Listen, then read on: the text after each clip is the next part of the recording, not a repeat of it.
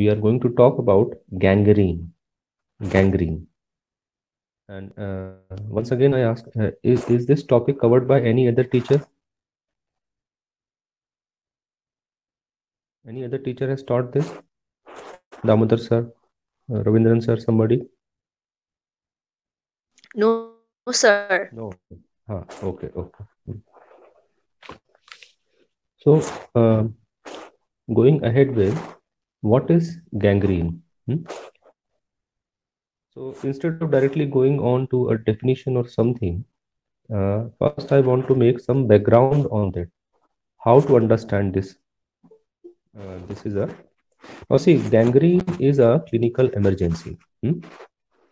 And if you see most cases of accidents or wounds where the amputation of a limb is required, where the amputation of a limb of animal, even in human beings, is required, is mostly the case where actually gangrene is occurring in that part.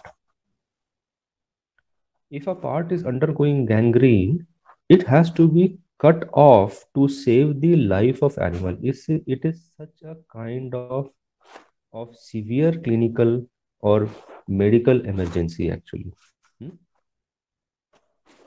What is happening in gangrene? Now we have discussed about the postmortem changes. Postmortem changes.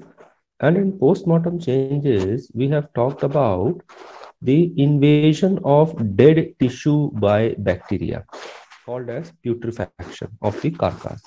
And most of the changes what we were observing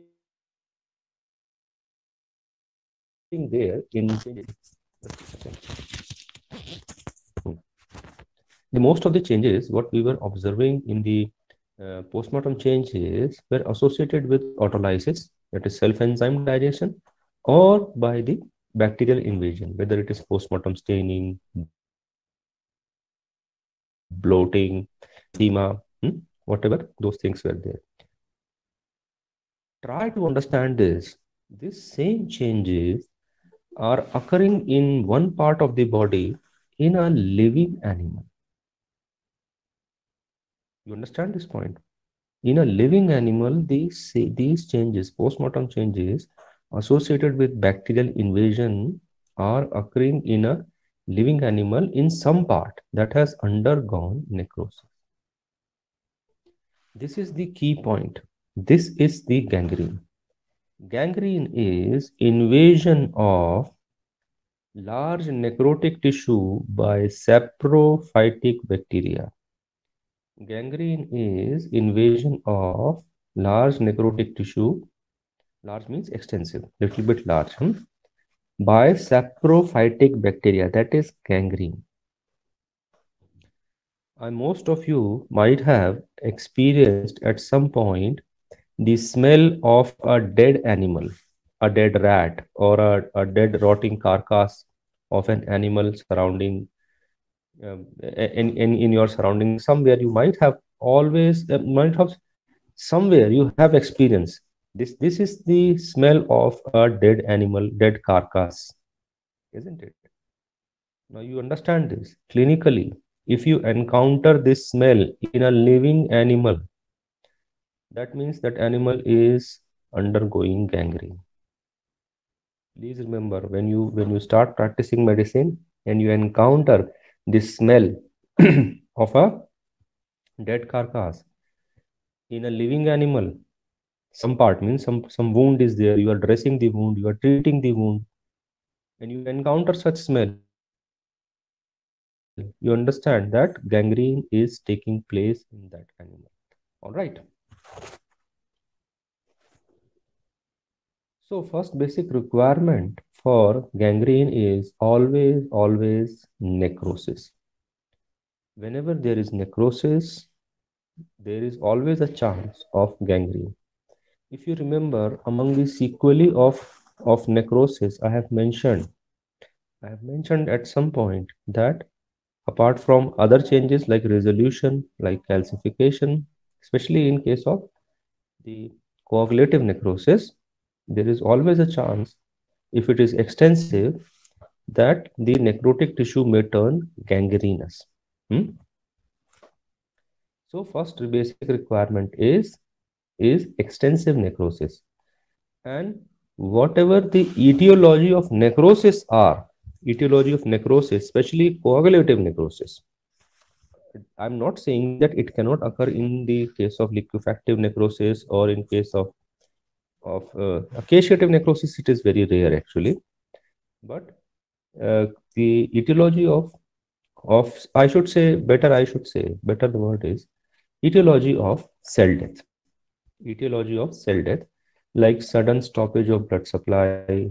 You can note down, please. Huh? Sudden stoppage of blood supply.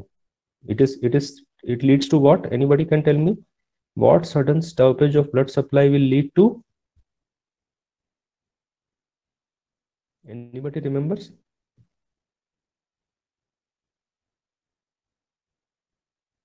Sudden stoppage of blood supply leads to ischemia. Ischemia. Ischemia is local loss of blood supply. है ना? Local tissue is undergoing the loss of blood supply. Then poisons. In case of poisons, uh, that is poisoning cases. In case of say uh, like infections, extensive infections, trauma, traumatic mechanical trauma, all these things which lead to sudden extensive cell death can lead to gangrene. The first point is extensive necrosis. Second point is invasion of necrotic tissue by saprophytic bacteria. Invasion of necrotic tissue by saprophytic bacteria. See, saprophytes. Saprophytes are the bacteria which are present everywhere. In a normal environment, saprophytic bacteria you will find everywhere. Okay, and they are responsible for disintegration of dead matter and decay of the organic matter. This invasion of necrotic, that once the body part is dead. What is happening in a dead carcass? In an animal, dead animal, in a carcass, there is no immunity, no complement, no WBC. The all biological barriers are malfunctioning, and therefore there is free growth of the bacteria in that, especially the saprophytic bacteria. Now, same thing is happening in a large necrotic area. Large necrotic area will be lacking in the WBC function, will be lacking in the say the natural barriers of cell membranes, the complement, all are compromised. The question arises, the basic question is, when there is necrosis, there is inflammation to prevent the bacterial growth. Whenever there is necrosis or cell death, it is always associated with inflammation. Inflammation will provide WBC, inflammation will provide with serum plasma proteins and everything. Okay. So what else is happening here? Why inflammation is not taking place here? Yes, inflammation does take place, but the ratio of necrosis to inflammation is biased, is weak. Necrosis is large, inflammation is very little. If necrotic area is small, it can be easily surrounded by if small area is there, it is having surrounding blood supply. Very easily from the surrounding area, the chemical mediators of inflammation will bring the blood, will bring the WBC, will bring the other associated inflammatory chemicals, and the fight will take place. But suppose an animal in a tail of a buffalo or a cow, some mischievous children of the village have tied a strong tourniquet or a rope at the base of tail. The blood supply to tail will stop. Now there is no other source of blood supply to the tail. So from where the inflammation will take place? Or even if the inflammation is taking place for a transitional period, There is no blood supply to sustain it. So that tail tissue eventually dies. And tail, as you see, it's in direct contact with the feces, it is in direct contact with the soil. Tail immediately starts getting invaded by saprophytes, and it can undergo the necrosis as well as gangrene. Meanwhile, suppose the farmer who has who owns this cow or buffalo discovers this tourniquet and removes it. Now the blood supply will take place. But since most of the tissues are dead, the blood supply will be having its own restriction. Okay, so keeping this point of tail in mind, we will come back to again that one. Okay, so commonly affected organs. Commonly affected organs by gangrene include lungs, especially in case of drenching pneumonia. Drenching pneumonia means when the by mistake there is aspiration of medicine or food in the respiratory tract. This causes extensive necrosis and invasion by saprophytes. Excuse me. Lungs, drenching pneumonia. Then mesentery and intestines. Mesentery and intestine, they undergo gangrene. They undergo gangrene because in most common cases are the torsion and volvulus. Torsion and volvulus. Torsion is twisting of intestine on its own axis, and volvulus at the it's twisting at the 90-degree, a folding at the 90-degree, folding of the organ. That is called as volvulus. And because of torsion and volvulus, blood supply is compromised and the tissue dies, and immediately gangrene takes place. Then mammary glands, especially high yielding varieties, when they slip, the buffaloes, high yielding variety buffaloes or cows, when they slip or when they suffer from milk fever or any other paralytic syndrome where they are unable to stand up, there is continuous crushing of the mammary gland, continuous pressure on the mammary gland, and because of that, the mammary tissue dies. There is extensive necrosis in the mammary tissue, and consequently, it leads to gangrenous changes. Gangrenous changes. You can understand this crushing of mammary gland in high yielding buffaloes and cows was also associated with fat necrosis, traumatic fat necrosis, isn't it? And it is also associated here with the gangrene. Then large muscles and extremities. Large muscles, they especially when there is invasion by clostridial bacteria. Clostridium genera, Clostridium showi, Clostridium novi. These are Clostridium perfringens. Okay, these are the common examples of the Clostridia which can invade this. Now see, this is not invasion by the saprophyte. It is invasion by an infectious bacteria. This infectious bacteria causes necrosis, grows on the necrosis, extends the necrosis, and grows again on the saprophytic tissue. Okay, this I will come to it later on. But please remember, large muscles, especially clostridial diseases like black quarter. Black quarter is there. Okay, then extremities. Mammary gland once again. Mammary glands can show gangrene. Apart from crushing also, they can show from mastitis. Mastitis is inflammation of mammary glands. In case of mastitis also, the gangrene of mammary glands can be shown. For example, Staphylococcus mastitis, and also from thrombosis of major blood vessels. Also, thrombosis of major mammary blood vessels, the gangrene of the gangrene of the mammary gland may take place. Okay. Coming back to extremities. Extremities in case of animals, the extremities include their legs. In case of pigs, it is snout is also accompanied in the extremities. The ears are extremities. The tail is extremities. Okay. Yes, of course. In high-yielding buffaloes and cows, the teats are also extremities. Okay, although they are not having that deep blood supply. So, in case of low temperature, where is extremely low temperature, there is something called as frostbite. Frostbite, and this frostbite can happen in the animals also.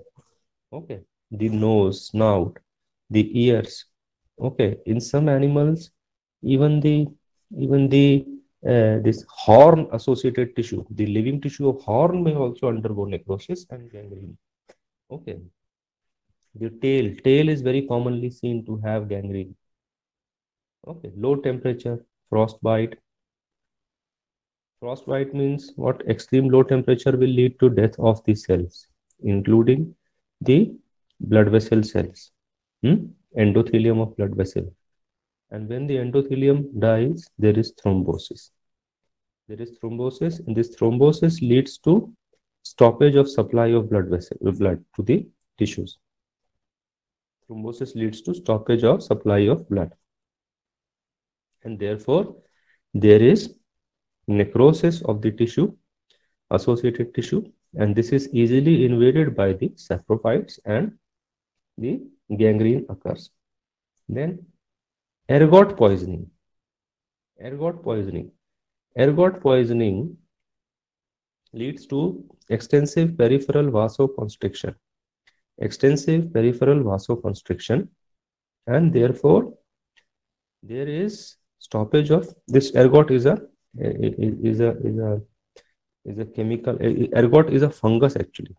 Ergot is a fungal disease, and this fungus produces poison. This poison is having the property of causing vasoconstriction, constriction of blood vessels. This constriction of blood vessels is out of the control of the body, and as and when required, body cannot restart the blood supply, and therefore what happens is there is prolonged ischemia. There is prolonged ischemia, and the supporting tissue will die. Supported tissue will die. Then senile gangrene. Senile gangrene, in case of old age, eventually there is arteriosclerosis, fibrous connective tissue development in the blood vessels, and such blood vessels easily undergo breakage, easily undergo the thrombosis, and therefore these arteriosclerotic sclerotic blood vessels have less of elastin fibers and more of collagen fibers. Collagen fibers are strong, but they are not flexible. So such blood vessels very easily break. And such kind of the breakages can lead to hemorrhages, the thrombosis, and also the gangrene, ischemia and gangrene. Ischemia and gangrene. Okay. Then we got down. Gangrene has been divided into three important, classified into three important types: dry gangrene, moist gangrene, and gas gangrene. Dry, moist, and gas gangrene. Okay. So first we see the dry gangrene. Acha, before proceeding with the classification and description of different types of gangrene, I want to mention here that some books may mention gangrene as a type of necrosis. Okay, gangrene as a type of necrosis, but this classification, this description of gangrene is not true anymore. Okay, I should not say true, but is not relevant anymore, because the necrosis itself is called as oncotic cell death now. Gangrene is not cell death. It's a change after cell death. Okay, change associated with cell death. Cell death leads to gangrene, so we cannot call gangrene as a cell death. But yes, if you see, if you say necrosis is a is a histological or gross change indicating cell death, then gangrene is also a histological. Of course, there is little to see histologically, but yes, histological and gross change indicating cell death. Hmm? But in modern times, we maintain that gangrene is a resultant of necrosis. Okay, first necrosis took place, then gangrene took place. Okay. Hmm? So coming to dry gangrene. Dry gangrene. Dry gangrene occurs in those tissues. Dry gangrene occurs in those tissues which have relatively, relatively means relative to other body parts, relatively lesser blood supply and relatively lesser temperature. For example, extremities. Extremities. Once again, extremities includes legs, limbs, snout in case of animals with long mouth like pigs, the ears, the tail. These are the extremities. And they are always at a lower temperature than rest of the body because they have more surface area and they have little blood supply as compared to visceral organs. Visceral organs have blood supply very extensive. Extremities have lesser blood supply as compared to visceral organs. If you see anatomy also, you will then realize. So what happens when such organs undergo necrosis? So I'm not repeating the etiology. Etiology can be tourniquet. Like for example, the the buffalo, which on the tail of that buffalo, the tourniquet was tied. Can you hear me? Yes, Hmm? sir. Clear? Hmm? Okay, all right. Like a buffalo on which tourniquet was tied. And because of the tourniquet or the rope, tourniquet is a rope or a string that is tied to on a limb to stop the or to reduce the blood supply. If you see, sometimes when you are getting an injection, the compounder or nurse or even the doctor will tie a band on the hand, a tight band, and then the blood vessels will swell. Now, why blood vessel is swelling? Because especially the vein will swell. Why this is happening? Because most of the veins are superficial while arteries are deep inside the tissue.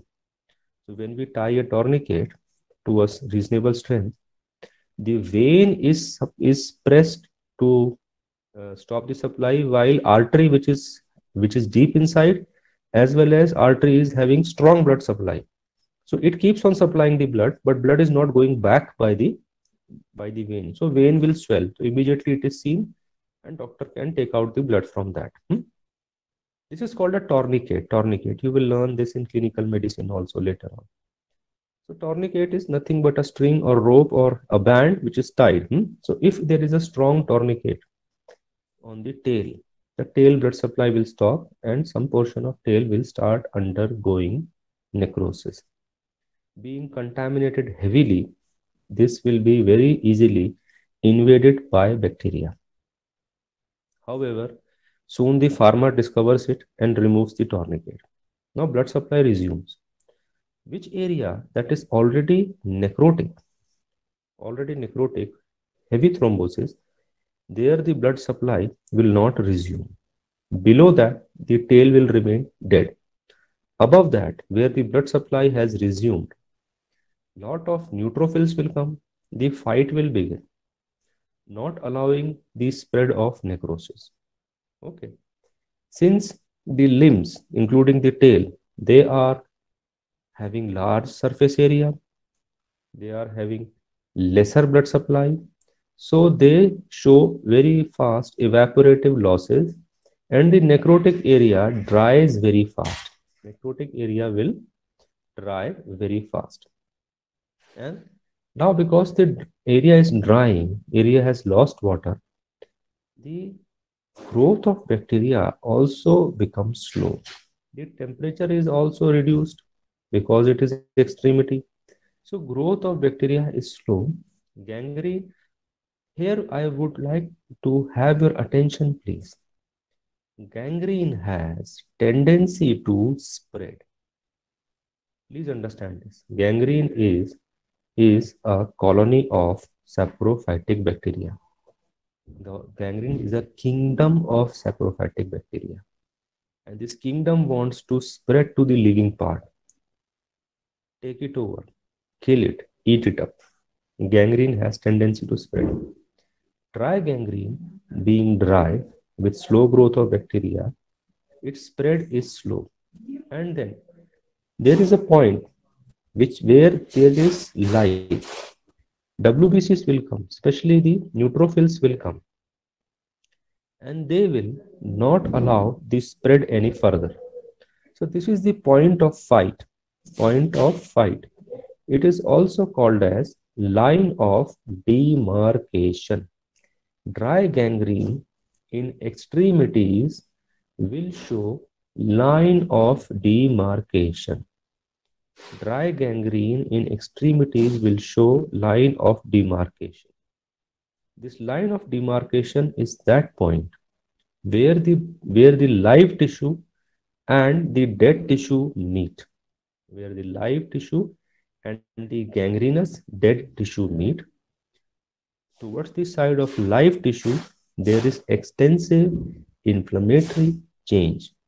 Towards the side of live tissue, there is extensive inflammatory change, and there is invasion by numerous WBCs, typically neutrophils, polymorphonuclear cells, neutrophils. Okay. So this is the point of fight, line of demarcation. Please remember, line of demarcation is seen in the dry gangrene. The gross appearance. Now, before going for gross appearance, let's finish the pathogenesis. Okay, so so the poisons released by the saprophytic bacteria tend to kill the live tissue and spread the gangrene, while the inflammatory changes, especially the WBC supplied, will tend to stop the spread of bacteria. Okay, and this line of demarcation is the point of fight, where the gangrene wants to spread and the live tissue wants to stop it. Eventually, what happens? The this area is digested by WBC so much. The area is digested by WBC so much that it falls off by itself. It falls off by itself, and this is called as self-amputation. Amputation is cutting off or removing of a limb or an extremity. So this leads to self-amputation. The inflammation is so strong, the tissue is digested so extensively by the living part that the dead part is eventually falling off the body. Okay, so it happens with the tail also. After some time, the gangrenous portion of the tail will fall off. It's very commonly seen. Okay. Where the self-amputation takes place? Self-amputation takes place at the line of demarcation. In case of dry gangrene. So gross appearance. The gangrenous part appears cold,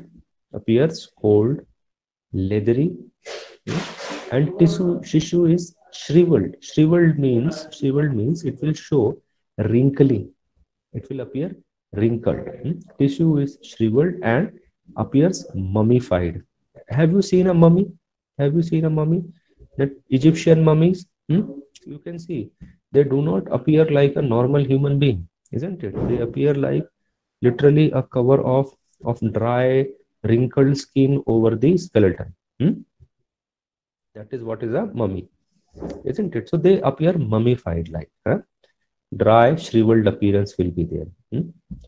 Because there is hemolysis of RBC, there is release, there is hemolysis of RBC, hemoglobin is released, there is invasion by saprophytic bacteria, they digest the iron, they putrefy the hemoglobin, and sorry, they putrefied the protein and produce H2S gas.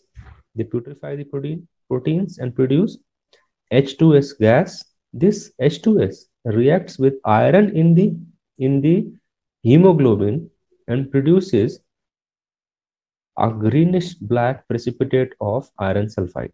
Produce a greenish black precipitate of iron sulfide. Therefore, the gangrenous area appears dark black color. Dark or black color.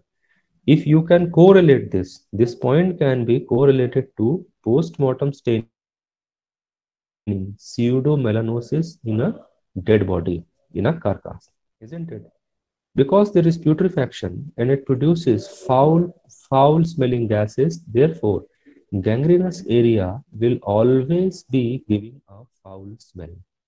Now this is the point which has to be taken into consideration. All three types of gangrene will give foul odor, and this foul odor will be very similar to the odor given by a dead body.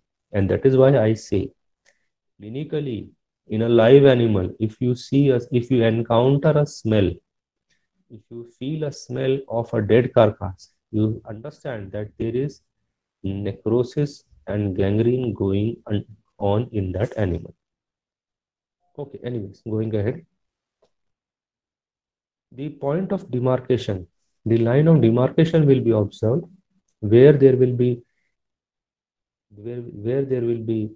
typical signs of inflammation, where there will be like edema, like congestion, and above that living tissue will be seen. Above that living tissue will be seen. If it is in the advanced stages at line of demarcation, the self amputation may be seen. At line of demarcation, self amputation may be seen. Okay. Histopathologically, the gangrenous area is structureless. There is no proper tissue structure seen. It is generally pink or sometimes basophilic. Pink or sometimes basophilic. Just a second. Sometimes basophilic, but generally pink, with numerous bacterial colonies embedded in this amorphous structure. With numerous bacterial colonies embedded in this structure. Very few gas bubbles appearing as clear spaces. Very few gas bubbles appearing as clear spaces can be seen in the tissue. Okay. Line of demarcation will histopathologically show. Line of demarcation histopathologically will show the area of structureless dead tissue with bacteria and gas bubbles, area of structureless gangrenous tissue with presence of bacteria, bacterial colonies and gas bubbles, followed by extensive zone of inflammation comprising of neutrophils and mononuclear cells. Neutrophils, macrophages and lymphocytic cells. Initially neutrophils, in later stages macrophages and lymphocytes, mostly macrophages. Above that there is the live viable tissue. Above that there is live viable tissue. This is the histopathology of the line of demarcation. Then we go to next type of gangrene, that is moist gangrene. After understanding the dry gangrene, we go ahead that moist gangrene will be easy to understand. Moist gangrene occurs in the internal organs. Moist gangrene occurs in the internal or visceral organs. Visceral organs. Why? Because there is abundant moisture. Visceral organs are inside the abdominal and thoracic cavity. And the temperature of this area is maintained very particularly by the body. So there is abundant temperature, abundant moisture in this area. It is never allowed to come in contact with direct air. These organs are fragile, so body keeps them very safe. So in this area of good moisture and good body temperature, if any time there is extensive necrosis, this area is very conducive, very favorable for growth of bacteria, isn't it? Please understand this point. It's very easy to understand. It is literally an incubator with the right amount of temperature, with good amount of water and nutrients for bacterial growth. So if necrosis, extensive necrosis takes place in the visceral organs, these saprophytes multiply and grow very, very fast.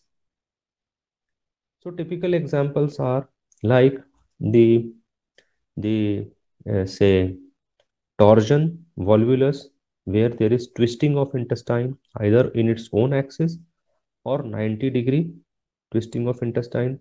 This twisting leads to compression of blood vessels.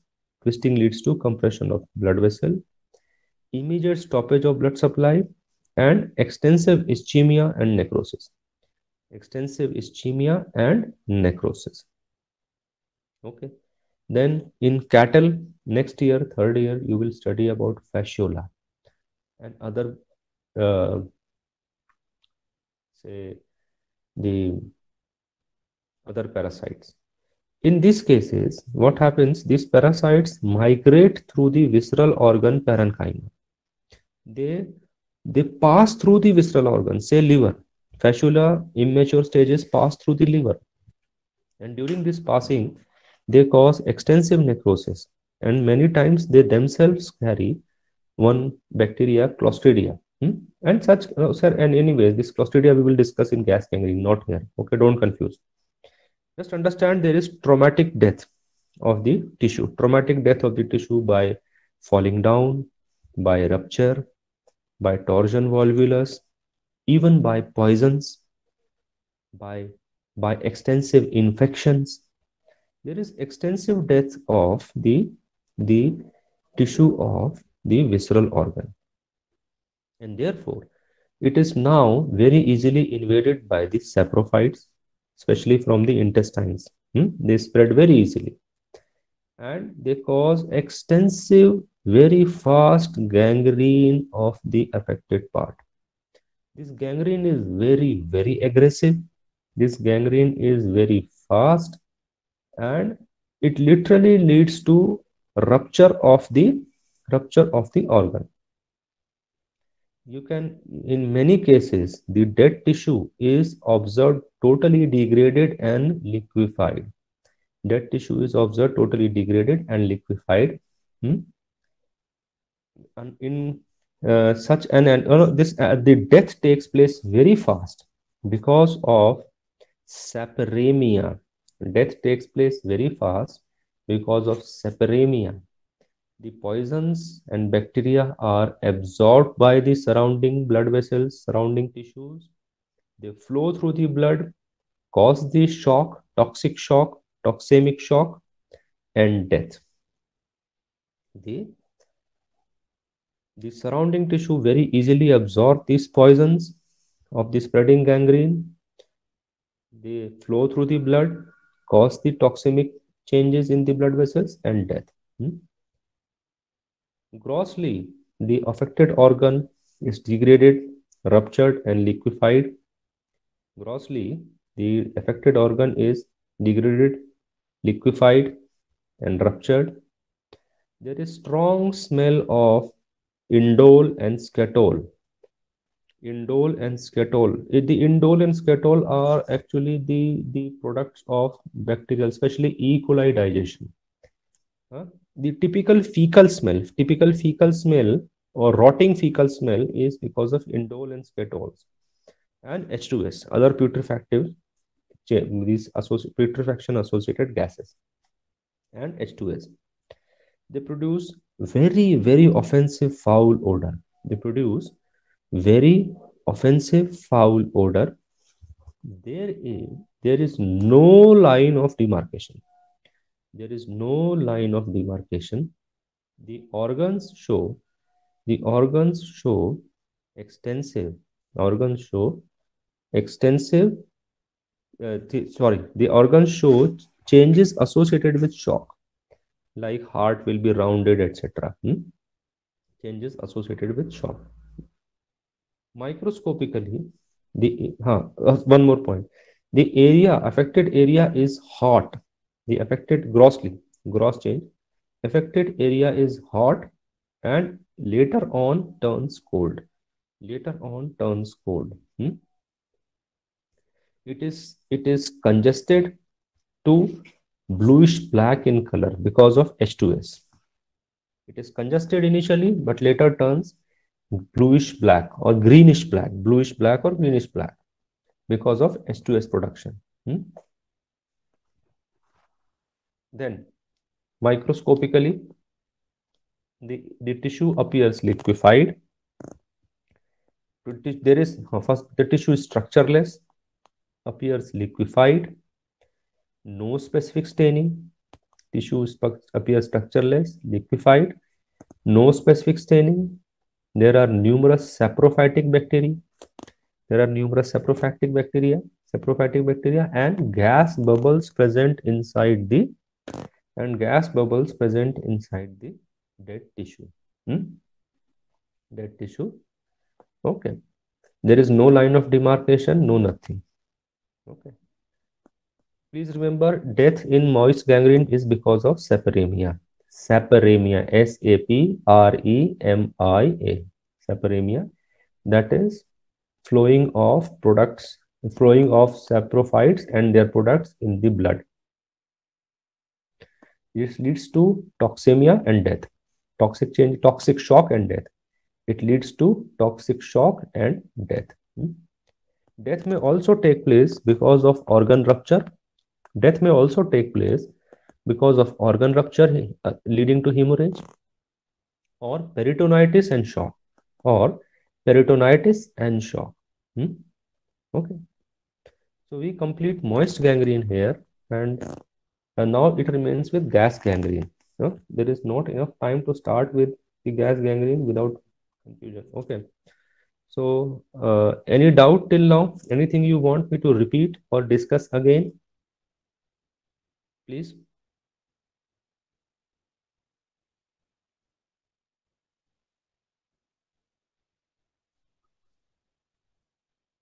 Scatol, Skatol. Now these are the products of the bacterial digestion, especially E. coli, and these are associated with fecal smell, typical fecal smell. Okay. Apart from this, other saprophyte associated gases, including H2S, are also produced. And these together, indole, scatol, H2S, and other gases together give that putrid smell. Yes. Anything else? Sir, you were talking about vasoconstriction of blood and prolonged ischemia. I know that something causes. I Yes, didn't yes. get that part. So See, Albert or something like that. which one? Ergot. ERGOT, ergot. Ergot is a type of fungus, like Claviceps purpurea is a ergot fungus.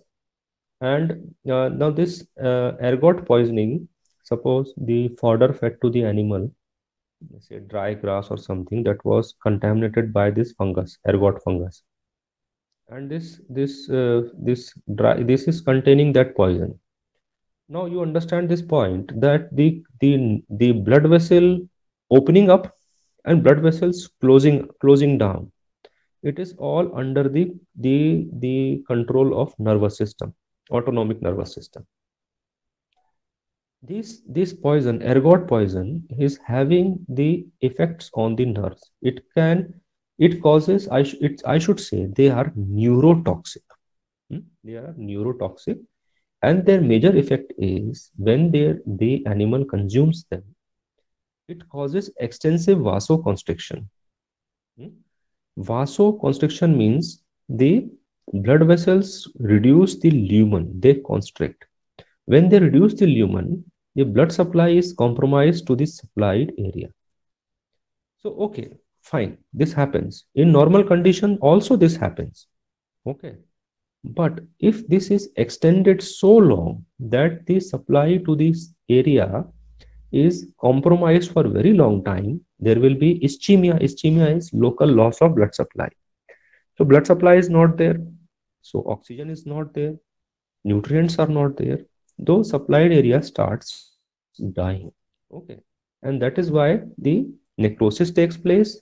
And because the blood supply is weak, inflammation is weak, so therefore gangrene starts setting in. This is typically dry gangrene in the extremities. Okay. Associate, and this poisoning of ergot is also called as ergotism. Ergotism. Ergotism. Okay. Ergotism. Okay. Yes. Am I clear, or shall I explain more? So it clear, sir. Sir, and Yes. in case of moist gangrene, Hmm. the animal will die. The Yes, prognosis is yes. always You there. understand this? Huh? Moist gangrene. In case of animals, moist gangrene is a fatal crisis. In human being, if it is, or animal also, if it is discovered at an early stage, say torsion of intestine, twisting of stomach, twisting of of spleen, these organs are very prone to twisting because of rolling, fighting, jumping. In that case, so there is always a chance that, now suppose if there is a good doctor, animal is well attended, and doctor is capable enough to conduct a surgery also, then such an animal can be saved. But yes, if it is discovered in initial stages by a smart doctor, a smart setup, animal can be saved. But generally, the discovery of moist gangrene is very late, and almost invariably, moist gangrene affected animal will die. Okay, in human beings also, most cases die. Anything else, please?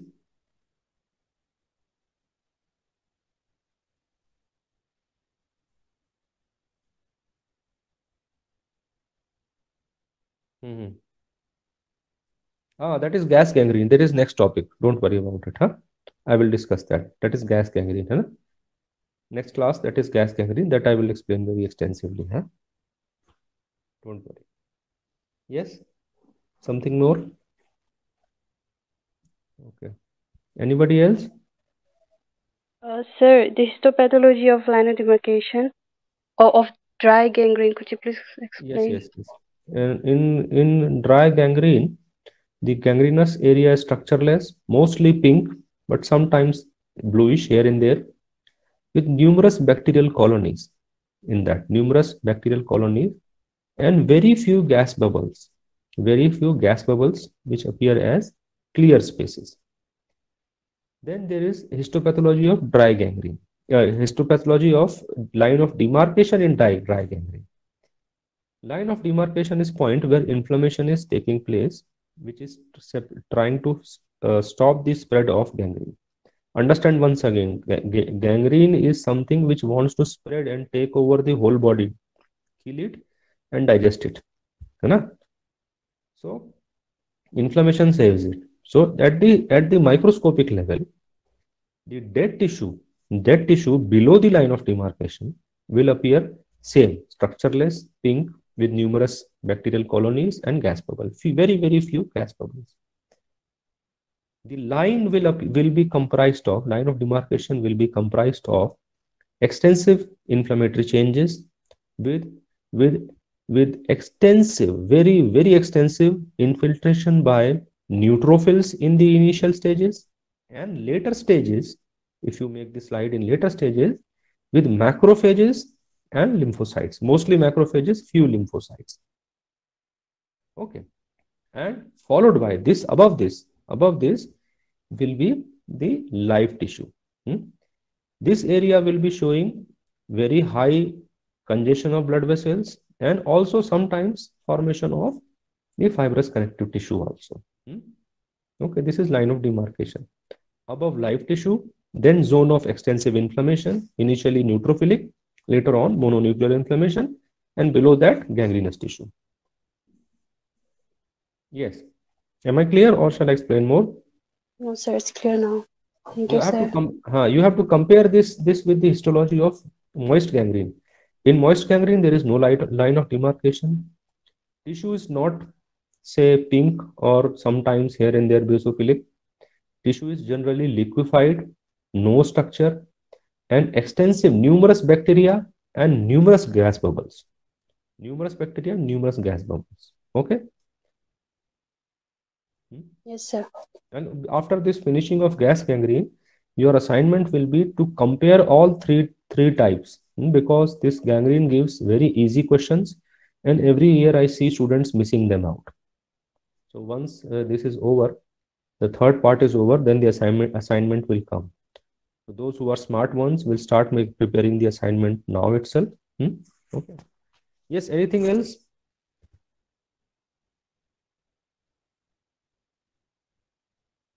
Yes.